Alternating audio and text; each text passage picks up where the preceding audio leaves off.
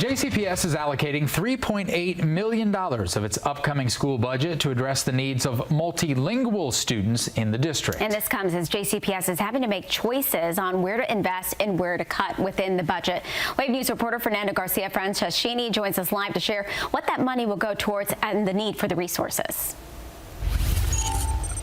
Yeah, Myra, well, JCPS at the end of the last school year, 2024-2025, reported having about 21,000 multilingual students within the district. And just to give you a perspective of how big of a number that is, they say if those students were a separate district of their own, they'd be the third largest school district in Kentucky. So that's why many leaders within the district say JCPS needs to keep multilingual learners top of mind when making decisions about the budget.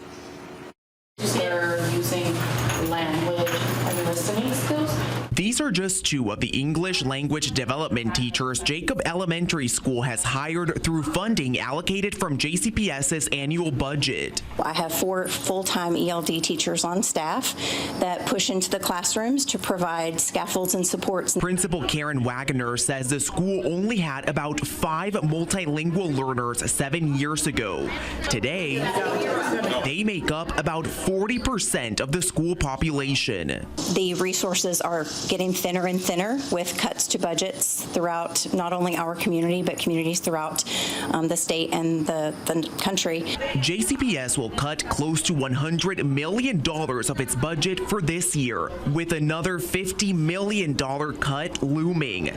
But the district is still allocating $3.8 million to support multilingual learners. What that money has been allocated for is to give some autonomy to the schools to recognize what are their needs. Jill Hanley with JCPS says that could mean additional staff, professional development, or technology devices for language support. Despite all of the upcoming budget cuts, Hanley says it's crucial they keep meeting the needs of these students. When you're thinking about the dual role that our multilingual learners are expected to take on, then of course additional resources and supports are necessary.